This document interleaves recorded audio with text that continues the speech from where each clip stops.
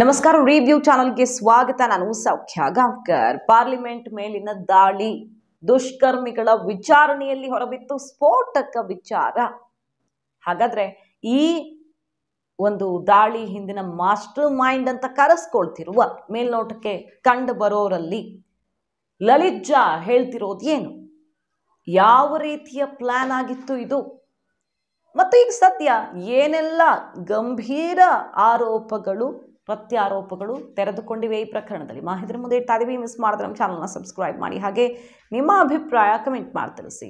S ವೀಕ್ಷಕರೇ, ಈಗಾಗಲೇ ಈ ದುಷ್ಕರ್ಮಿಗಳು ಕೆಲವು ಮಹತ್ವದ ವಿಚಾರಗಳನ್ನ ಹೊರಗಡೆ ಇಟ್ಟಿದ್ದಾರೆ. ಅದೇನಪ್ಪಾ ಅಂತ ಕೇಳಿದ್ರೆ, ಮೋದಿ ಅವರಿದ್ದಾಗಲೇ ಅಲ್ಲಿ ಬರಬೇಕು ಅನ್ನೋ ಪ್ಲಾನ್ ಆಗಿತ್ತು ಅನ್ನೋದು, ಹಾಗೆ ಅಂದುಕೊಂಡಿದ್ದೇ ಒಂದಿನ, ಆಮೇಲೆ ಪಾಸ್ ಸಿಕ್ಕಿದ್ದೇ ಒಂದಿನ, ಜಸ್ಟ್ ಮಿಸ್ ಆಯಿತು ಪ್ಲಾನು. ಇಂಥದ್ದೆಲ್ಲ ವಿಚಾರಗಳು ಹೊರಗಡೆ ಬಂದಿವೆಯಲ್ಲ, ಈಗ ಅದರ ಬೆನ್ನಲ್ಲೇ ಸ್ಫೋಟಕ ವಿಚಾರ ಈ ಇನ್ವೆಸ್ಟಿಗೇಷನ್ನಲ್ಲಿ ಹೊರಗಡೆ ಬಂದಿರೋದು.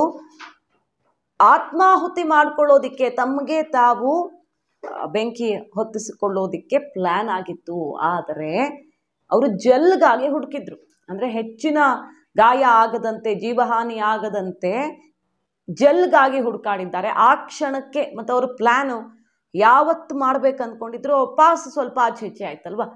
ಸೊ ಜೆಲ್ ಸಿಗದೇ ಇರೋ ಕಾರಣ ಅದನ್ನು ಕೈ ಬಿಟ್ಟು ಪ್ಲ್ಯಾನ್ ಬಿ, ಈ ಕಲರ್ ಸ್ಮೋಕ್, ಇದನ್ನು ಎಕ್ಸಿಕ್ಯೂಟ್ ಮಾಡಲಾಯಿತು.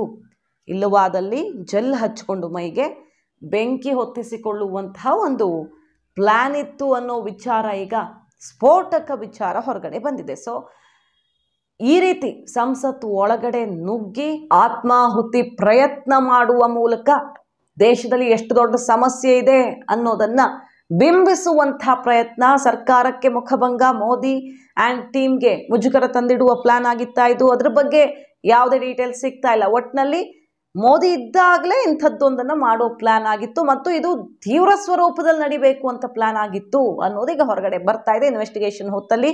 ಆದರೆ ಲಲಿತ್ ಜಾ ಸರಿಯಾಗಿ ಸಹಕರಿಸ್ತಿಲ್ಲ, ಗಂಟೆಗೊಂದು ಸ್ಟೇಟ್ಮೆಂಟ್ ಕೊಟ್ಟು ದಾರಿ ತಪ್ಪಿಸುವ ಪ್ರಯತ್ನ ಮಾಡ್ತಿರೋದು ಗೊತ್ತಾಗ್ತಿದೆ.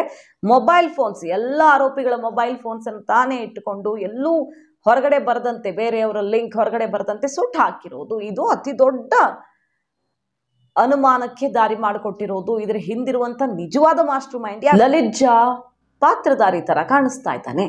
ಸೂತ್ರಧಾರಿ ಬೇರೆ ಯಾರೋ ಇದ್ದಾಗಿದೆ, ಮೋಟಿವೇಟ್ ಮಾಡಿದವರು ಅಥವಾ ಬಲ ತುಂಬಿದವರು, ಅವ್ರಿಗಾಗಿ ಈಗ ಹುಡುಕಾಟ ಶುರುವಾಗಿರೋದು. ಅದರ ನಡುವೆ ಕಾಂಗ್ರೆಸ್ ಆರೋಪ ಮಾಡ್ತಾ ಇದೆ, ರಾಹುಲ್ ಗಾಂಧಿ ಅವರು ನಿರುದ್ಯೋಗ, ಇಷ್ಟೆಲ್ಲ ಆಗೋಕೆ ಇವರು ಒಳಗೆ ನುಗ್ಗೋದಕ್ಕೆ ನಿರುದ್ಯೋಗ ಕಾರಣ, ಮೋದಿಯವರ ಸರ್ಕಾರದ ನೀತಿ ಕಾರಣ ಅಂತ ಅಟ್ಯಾಕ್ ಮಾಡ್ತಿದ್ದಾರೆ. ಮತ್ತೊಂದು ಕಡೆ BJP ಅವರು ವಯಸ್ಸೆಲ್ಲ ಎಷ್ಟೆಷ್ಟು ಅಂತ ಒಂದ್ಸಲ ಚೆಕ್ ಮಾಡಿ ಅಂತ ಕಮೆಂಟ್ಸ್ ನೋಡ್ಬೇಕು ರಾಹುಲ್ ಗಾಂಧಿಯವರ ಈ ಸ್ಟೇಟ್ಮೆಂಟ್ಗೆ. ನಿಮ್ಮ ಸರ್ಕಾರ ಇದ್ದಾಗಲೇ ಅವರು ಎಂಪ್ಲಾಯ್ಮೆಂಟ್ ಪಡ್ಕೊಳ್ಳೋ ವಯಸ್ಸಾಗಿತ್ತು ಅವ್ರಿಗೆ. ಕೆಲವರಿಗೆ 40+ ಆದವರು ಇದ್ದಾರೆ, 25 ಅಥವಾ ಈಗ ಜಸ್ಟು PUC ಫೇಲು ಪಾಸು ಆದವರು ಇದ್ದಾರೆ. ಸೊ ಅವರು ವಯಸ್ಸೆಷ್ಟು?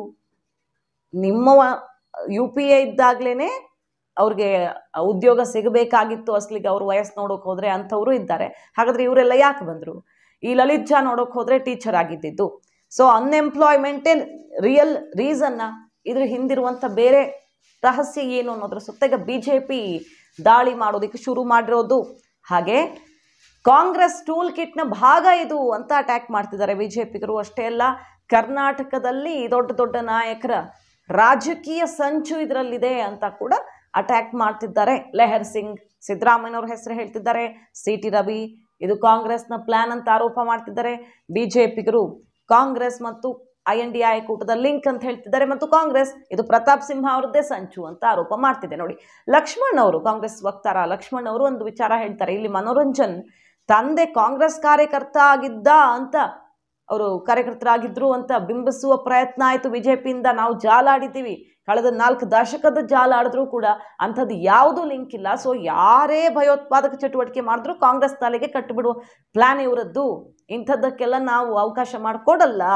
ಇದು ಪ್ರತಾಪ್ ಸಿಂಹ ಅವರ ಬೇಜವಾಬ್ದಾರಿಯಿಂದ ಆಗಿದ್ದು, ಅಥವಾ ಅವರದ್ದೇನು ಲಿಂಕ್ ಇದೆ ಅನ್ನೋ ಥರ ಕಾಂಗ್ರೆಸ್ ಅಟ್ಯಾಕ್ ಮಾಡ್ತಿದೆ. ಸೊ ಆರೋಪ ಪ್ರತ್ಯಾರೋಪ ಬಹಳ ಜೋರಾಗಿ ಆಗ್ತಿದೆ ಈ ಕೇಸಲ್ಲಿ.